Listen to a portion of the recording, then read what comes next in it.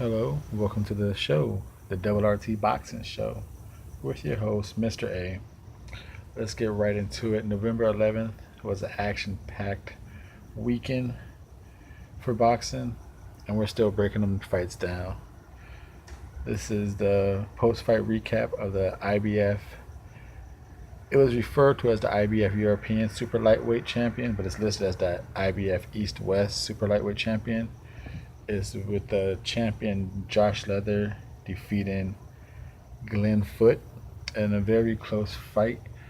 I had the fight scored 113 112, and I did have it for Glenn Foot.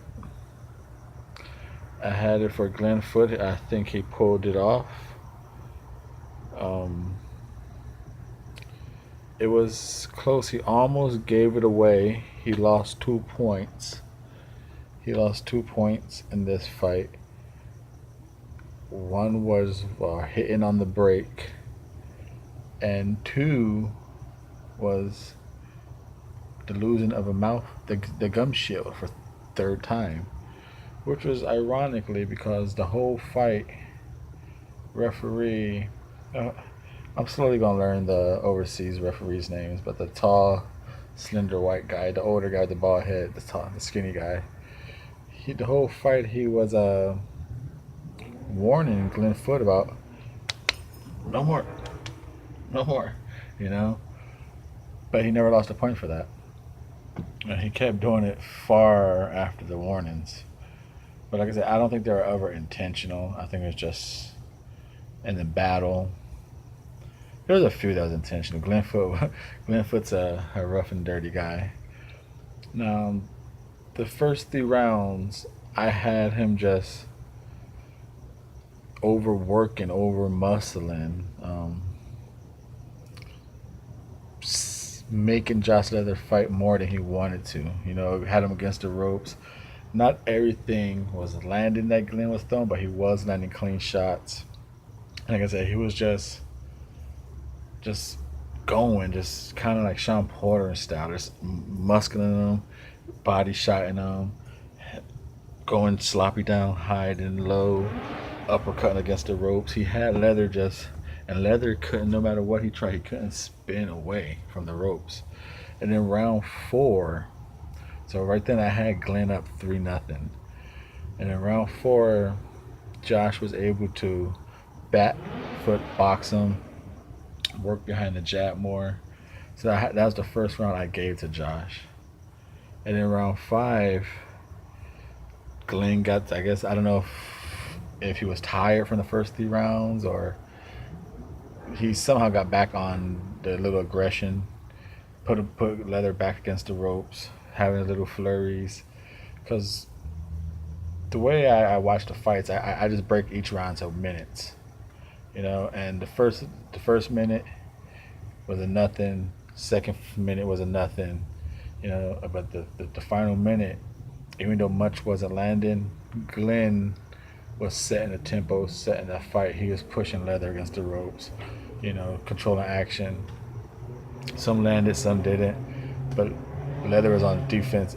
I grade defense when you're moving and making the guys miss, slipping punches. But when you're just sitting there taking them, I don't give you points for that defense. That's you're losing points. And then round 6, so right there I have it 4-1 Glenn. Then round 6 comes out. Leather was winning behind the jab, going back to it, and then Glenn hits on the break. So the referee kept warning, "Hey, stop doing that, stop doing that." So a 10-9 round became a 10-8 round. Like I said, it wasn't nothing special that Leather was doing. He was just winning that round just on the little clean shots here and there, and with the jab. But that break, the point after the break, made it a 10-8. Then round 7 went to Leather myself, and then I gave Glenn 8 and 9 with just um, he was able to do more work. Basically, all Glenn's rounds didn't come from domination. he was just like, if Leather landed a good shot, Glenn landed like maybe right back, and then like a one more. It wasn't a total a domination fight. It was a real close fight. But the fact it would have been better, it would have been a larger win if it wasn't for this. Like I said, in round 10, after Glenn won those 8 and 9 just by outworking them, um, round 10 he got. I forgot what other rounds is. Round 6. Yeah, round 6 when he got hit after the break. He also that was the first two times Glenn spit out his mouthpiece from jabs, and the jab just fell out. So in round 10, he got deducted a point because the ref deemed it that was a strategy. Like that one, you didn't get hit. You're getting beat up and you spit it out on that one. Point gone. So another 10-9, normally 10-9 round became a 10-8 again for Leather. That was for me. So like I said, it went from 8 and 9 going to Glenn, then 10 went to Leather, where it became a 10-8 round, and I also gave him 10-9. But that one was a tough round to score. But the reason I gave it because I gave it to Leather is because I think in round 10 he was getting so much hit with the, the spin out that mouthpiece. I think it was the after effects were still carrying over. He was trying to get his win back, so he was just doing a lot of holding um, more than punt offensive output. It looked like he was just trying to survive, get his second win to the final round. And in the final round, it all came down to the final minute to me in the final round. Like I said, I was breaking each round into minutes. The first 2 minutes, really, no one was doing anything to win the fight. And then the final round, Glenn came out with a nice little left, like a left, right, left type combination. And it was, like I said, it won the round for me. It was a nice little, like 30 seconds in the last minute, won the round for me. And that gave, to me, it gave me a 113-112 for Glenn Foot. But the scores were 114, 111, 113, 112. Someone did score that, and 115, 111 for Leather, a unanimous decision. So